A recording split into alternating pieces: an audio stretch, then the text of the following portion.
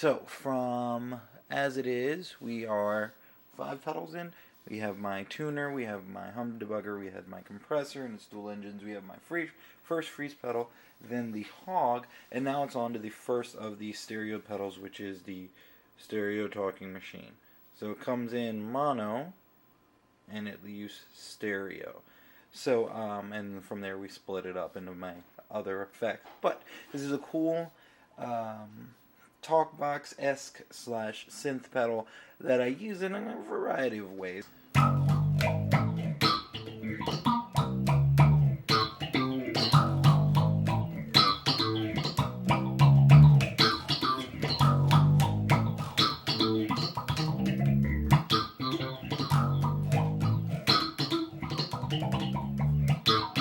I do some pretty fun stuff with it, but it's not the most used pedal on my board by any means, but it's definitely one of the more unique ones, and I've figured out some fun things to do with it.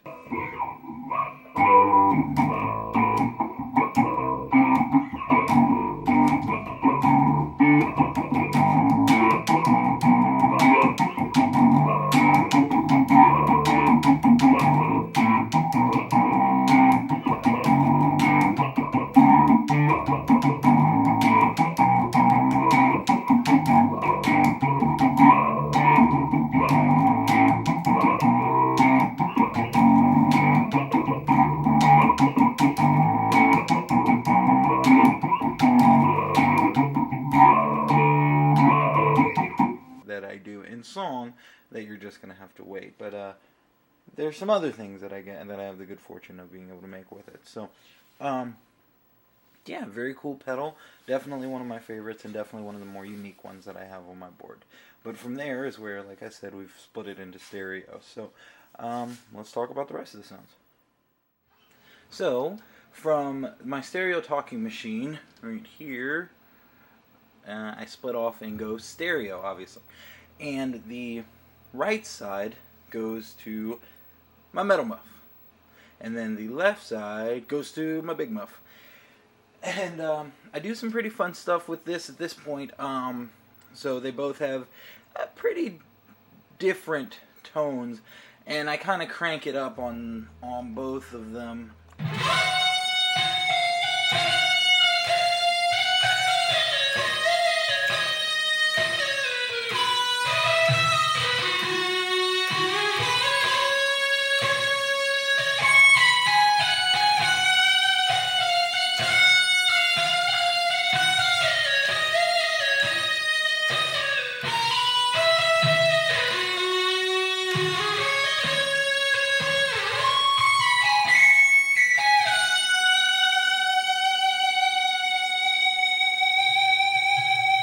Zoom in a little bit and see some of those settings.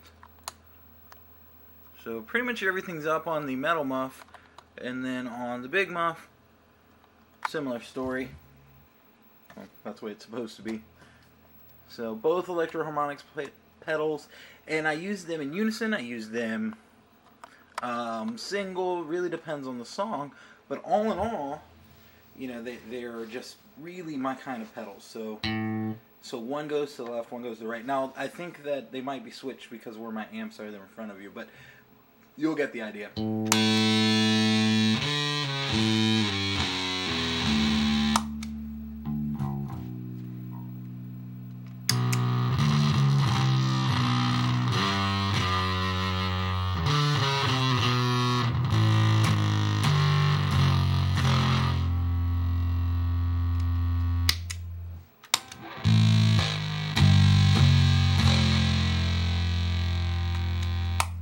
And when I use them both,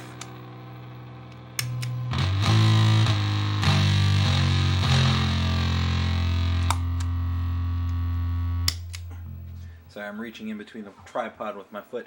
So I get to do some really fun stuff. It's I definitely wouldn't change this setup. I would only add one more, but right now I really like the way this sounds. I had another distortion pedal in this chain, and it really it was always a little much.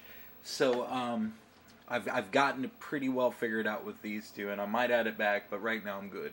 So yeah, that's pretty much it for now. let's on to the next one. Alright, so from my distortion pedals, so both of my Muff pedals, they were run in stereo for my talking machine, and then they both meet back up in my TC Nova Modulator. And this pedal it's a variety of different modulations. It's my chorus pedal, it's my tri-chorus pedal, it's my flanger, it's my phaser, it's my tremolo, it's my vibrato, it's all of them, and it's dual engine. So what I can do is I can run my chorus and my trem, or I can run my tri-chorus and I can run my flanger, or I can run just a wide variety of combinations of those effects in any order that I want. So if I want to run the whatchamacallit first, the tri-chorus first, I can. If I want to run it second, I can. Because of the dual engine system. Now this has a lot of really cool functions, and honestly I'm not really interested in getting into every single one of them right now. I've only been explaining the simple concepts because I'm lazy, and this pedal is a bit complex. So albeit very easy to use, still has a lot that you can do with it. But again, TC Electronics Nova Modulator. This is a really cool pedal. One of the few full-on digital pedals that I have, but it's a very, very cool pedal nonetheless. So, on to the next one. As you can see, right next to the Nova Modulator is the next on the pedal chain, up there connected by all these wires, is my TC Nova Reverb. TC Electronics Nova Reverb. This is one of the coolest reverb pedals that I could have ever asked for. It's just full-on reverb, man. It has, you know, your different varieties of reverb, you know, your room, you got your spring, you got your hall, you got your plate, and then it has a variety of different effects for those. So in your room, you have 4 different options: small, medium, large, tiled. In your spring, you got your plain, your classic, your vintage. In your hall, you got your small, medium, church, classic, concert. You know, when it comes to your plate, hell, what you want? You want tin? I got tin. You want silver? I got silver. I got gold, son. I got what you need. Let me know. I got the hookup. Let's do this. In your special, there's a couple stranger ones. Still reverbs nonetheless, but they're a little bit more unique in the way they function. Your stomp, your AMB, I'm not sure what that stands for, and your modified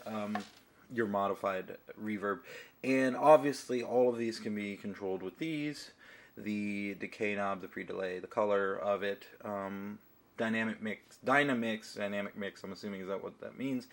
I'm not sure why they shortened it. So that it goes with the way you play. So if you give it hell, it pulls off a little bit. If you are kinder, it thickens it up a little bit.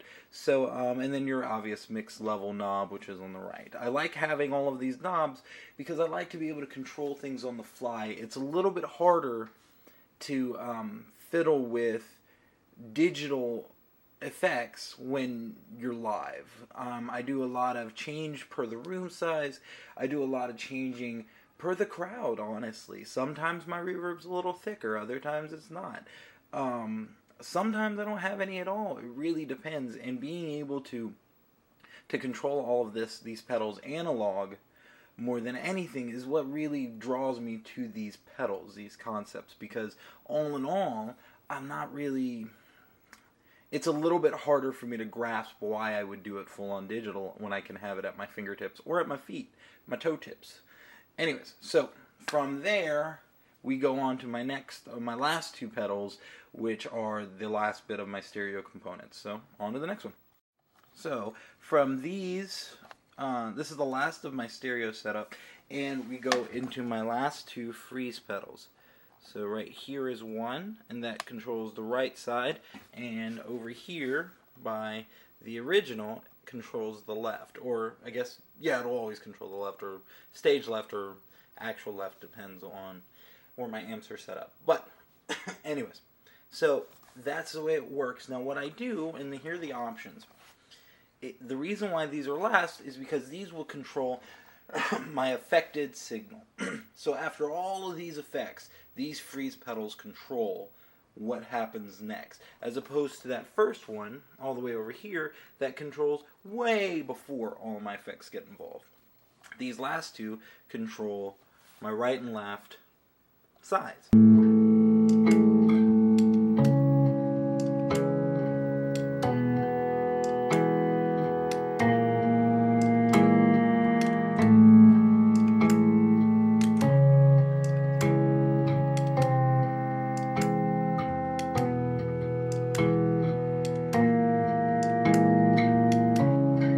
So if I want to freeze one note just on the right side, I can. If I want to freeze one note on the left side, I can. If I want to freeze a note, play some other stuff, and then freeze it over here on the right, and then freeze it over on the left, I can do that. Hell, I could do that 3 times over using this my harmonic octave generator.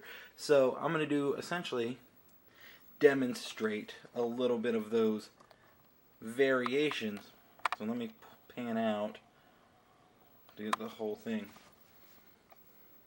So here is the full-on pedal board. You can see a little bit of what's going to happen now. So now we're on to my amps. Now I use, for the solo set, I use 2 Trace Elliot all-valve V-types, twins. See, twinsies. Well, I mean, one of them's beat up. So I have twins where one of them was really active in sports and the other one was not quite so much. It was probably a theater nerd or something, or theater geek rather. So 2 Trace Elliot all-valve V-types. I love these amps. They are about as clear a tone as I can get. Very, very simple controls. You got your gain, bass, mid, treble, volume. Then you have your DI there with a post and pre-EQ button. Switches to turn up the depth, you know, the balls of the cabinet. And then a bright switch to turn up that popping sound. Then you have a mid boost, so just for that cutting power. And it is 115 combo. You can't see inside, but I can. 115 combo, and I want to say 250 watts, but that seems a lot. Well, a lot. Seems like a lot to me, and I'm not entirely sure. Anyways, these amps are very definitively part of my thing. I don't like running through other people's gear. It sounds weird because everybody's amp has a color or a tone palette to it, and I don't dig it. I like what I have for that reason, for the reason that it's completely clear. When you hear my amps, you're hearing my bass before you're hearing anything else, and that's cool. I don't know how Trace Elliot managed it, but they did some really good work. And these were made in the UK. These are not American made or wherever else they were made. These are UK built Trace Elliot. They have the stamp on the back, the flag and everything, and it's really cool. One of them has a handle, the other one does not at the end, because I bought them both used, and that's fine with me. I have tried to look up more information on these amps. Every time I Google their name or Google their model, the only information that comes up is about me. So, while that's cool that I have Google presence, it's not that cool if I want to get replacement parts. So, nonetheless, that is a rundown of all of my pedal board and my gear. So, hopefully, that explains a little bit about what I've been up to and what I do and what I've been collecting over this past year and a half or so. And I'm going to do a walkthrough of my basses now. Also, I have an EBO, whatever, I don't use it that much. So, the end.